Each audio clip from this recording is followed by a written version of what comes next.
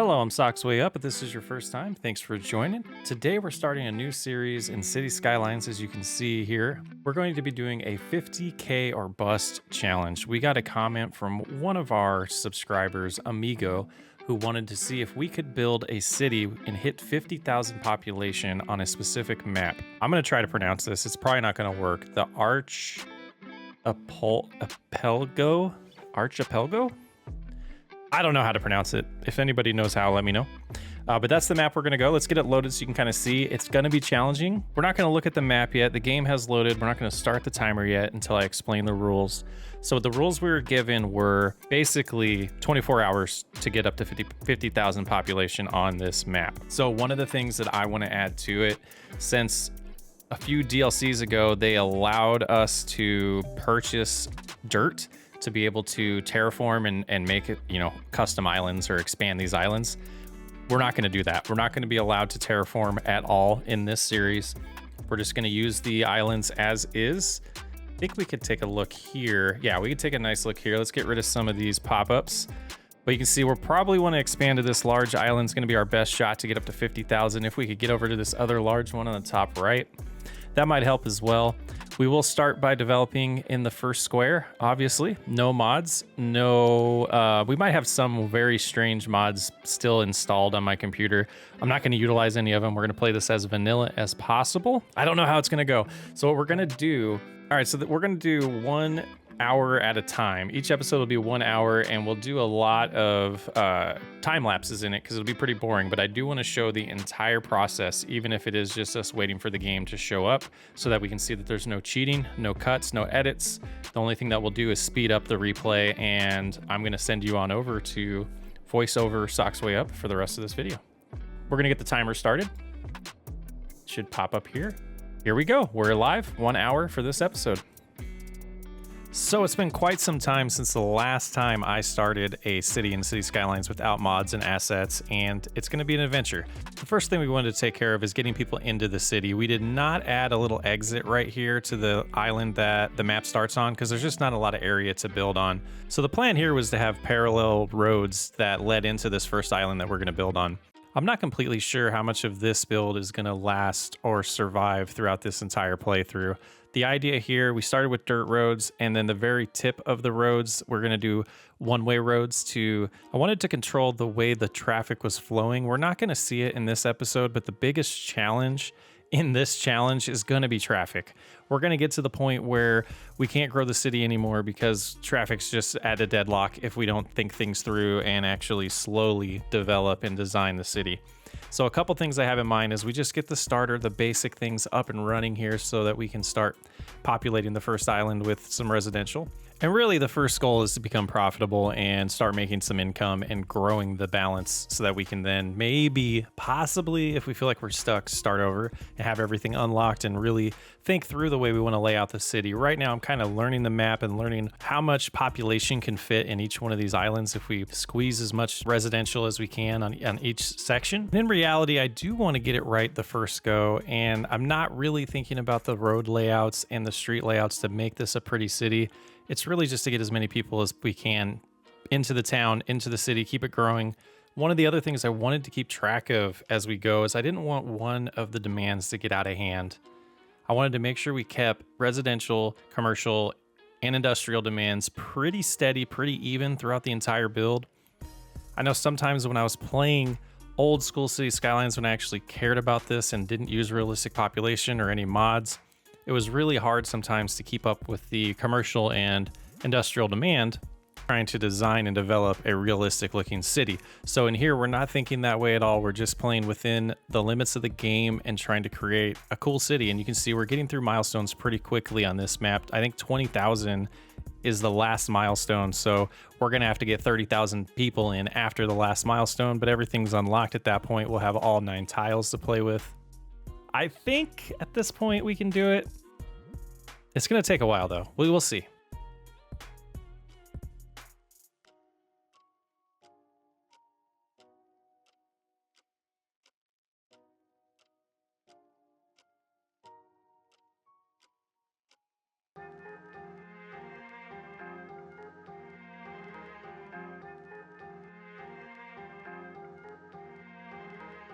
You can see here we're starting to put down some education and parks. I wanted to make sure that we did think about the land value as we go. That's going to be a big key here, is getting these houses in all the residential areas to level all the way up to the max level depending on the type of residential they are. You know, you got up to level 5 for the low density, and we have, I believe, 3 levels for the high density. Another challenge is going to be services, because at some point we're going to have to fit in as many services as possible to help increase those values or those levels of the residential buildings and the commercial buildings as well. As we keep that in mind, we can limit the amount of buildings that we have to hit the population and the demands for residential, as well as the offices, as we keep them leveling up as well. And one of the other ideas I had as we buy a couple tiles here and pre-plan where we're going to expand is I wanted to keep the industrial areas well away from the residential areas and give them their own islands. So we're doing that. We also are going to replace the sewage. We don't want any of the dirty water eventually getting close to where people are living. That was something that I noticed that we're starting to see it creep over. There's no real water flow in this map, so it looked like it was just heading right towards the first island that we're working on. And at this point, we're just kind of looking at education. Going to get the high school in there, going to put it close to the elementary school and that park that we put down early on. And then we're going to get to upgrading the roads. Originally, we wanted the dirt roads just to save money. I do that in all of my builds when I start. I like to start with dirt roads, get as much stuff building quickly as possible, and it helps kind of speed up the path. One of the things I didn't mention while I was commenting back and forth with Amigo is that I used to do speed runs. When I was streaming on Twitch, every once in a while I would do special nights where we would do a speed run to see how quickly we could get through all the milestones. So it is something I'm somewhat familiar with. It's just been a while since I've actually tried to do something like this. So the 24-hour timing, I don't think we're going to need the full 24 hours. My guess is we'll need about 10. We could do it a lot quicker if we were really trying to speed run it. Not with this map though. I think it's definitely a challenge, and I know there's a website that kind of shows all the maps and the speed runs to all the milestones. I haven't taken a look at that. I might do that afterwards and talk about that in the next episode.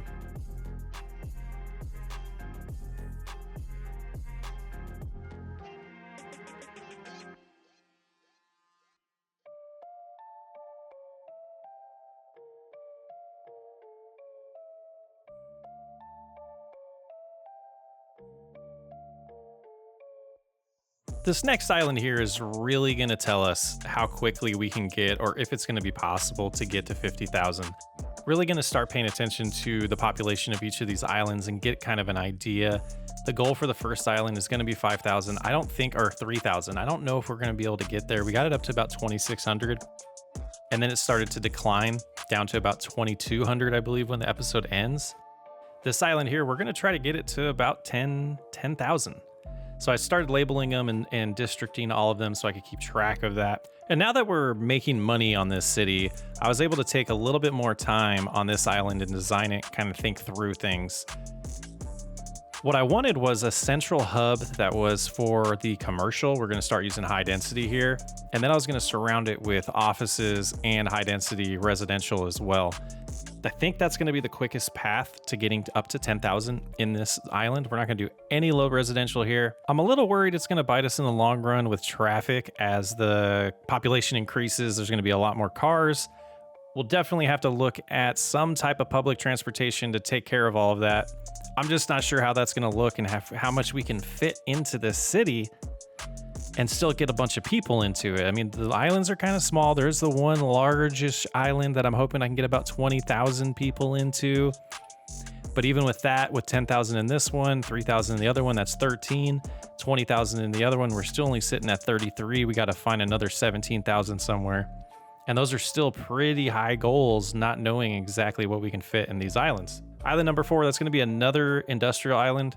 I'm thinking as we get education levels up, we'll probably replace that with high density residential as well, and replace the jobs with offices. And right now we're just trying to lay down as many roads as possible to cover all of the land with zonable areas. We'll see how it goes. I think we'll be able to get this island to 10,000. I'm actually pretty confident we'll be able to.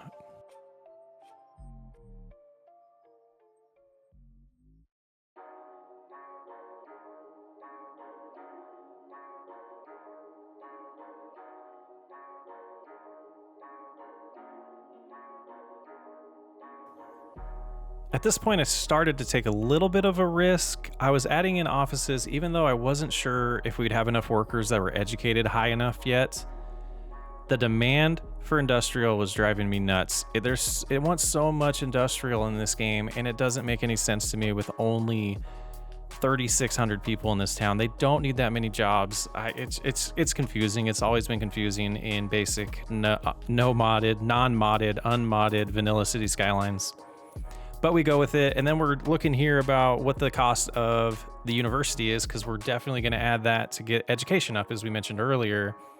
But I wanted to get some of those cities or some of the offices in to start dealing with that demand. As you can see, the industrial demand is creeping up above the residential demand, and we're not doing that great of a job of balancing it. Right there, I was doing a little bit of a tax trick to try and get some money in quickly. That helped a little bit, but we didn't want to go to the point where people start leaving, since we're trying to build the population. We're not just trying to get money right now. Even though we might redo it, this game seems to get mad when you delete and add houses. The demand seems to get really confused, so I don't want to really mess with that yet. Later on, I might play around with deleting some industrial areas to see if the demand gets confused when we add them back. I've seen that work in the past. I just know the longer you let it run, everything does eventually balance out, and it seems to fix itself. It seems to, at least in my experience.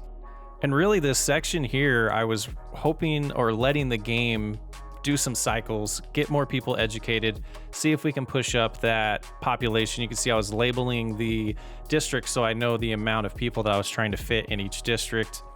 But yeah, you do need to let the game play a little bit and have cycles and to see really where you are, because you don't really know what the population can max out at if you don't let all those buildings level up and the people get educated and all of that.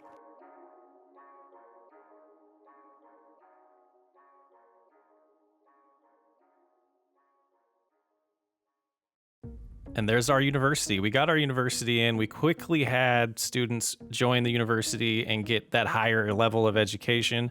Definitely going to help when we move into some of the high-rise buildings. I'm thinking about doing a section of the IT clusters.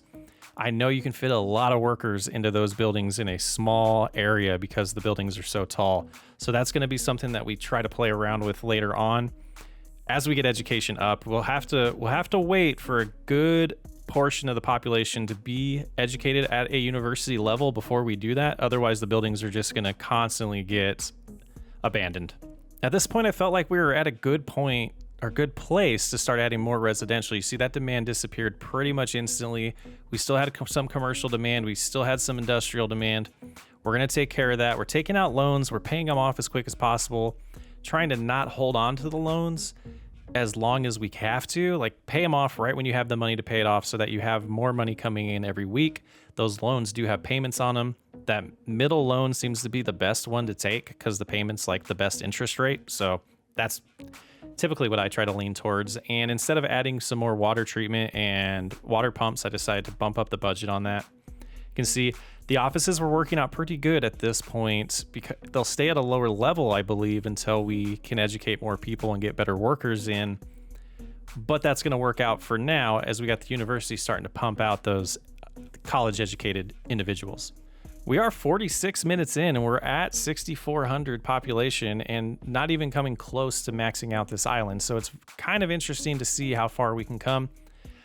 To be honest, I did a small test run of this. Actually, I did a first recording and I lost it. So I did do 1 hour of this, and the second playthrough is about the same outcome. I designed this island a little different than I did in the first playthrough. But after that, I have really no clue how this is going to turn out. It's exciting for me to accept this challenge and see what we can do. Looking at the map, when I first looked at it, I was like, there's no way. We're going to get to like 35,000 maybe. But the confidence is starting to build as I get this second island going and thinking about how we added multiple entrances to island number 2.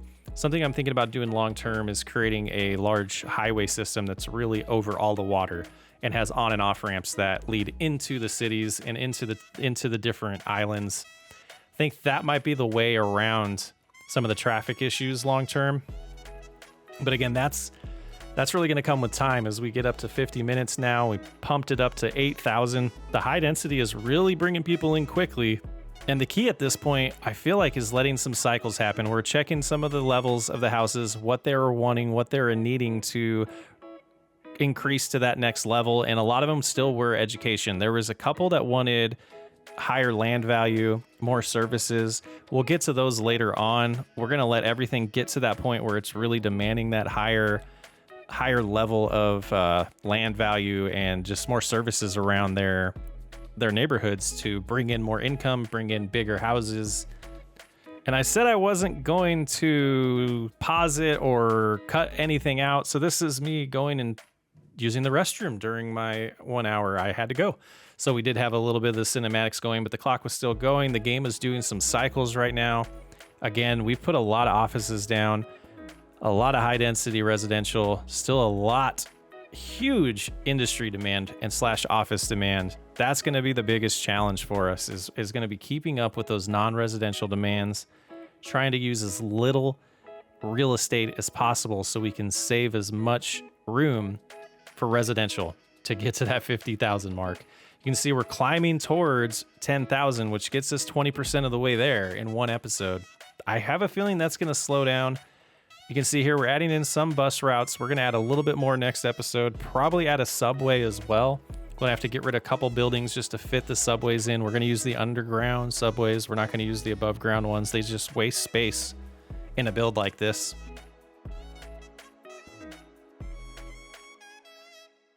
So here we are in the final few minutes of this first episode and getting close to 10,000. Hitting 10,000 is very exciting to me. Getting the buses going, seeing a ton of people waiting on the buses, it definitely tells me that public transportation is going to be huge. That's going to be one of the keys to keep traffic down, to keep people moving into the city, people being able to go to work, trash being able to get picked up, dead bodies being able to be delivered to the cemeteries. All of those things are going to be very, very important to hit 50,000 in this build. I'm going to pass it back over to the other Socks Way Up. All right, the game was paused. We got an hour in. We're at 10,000. So at this rate, it's only going to take 5 episodes. It's going to take more than that. We're going to run into a lot of traffic issues soon.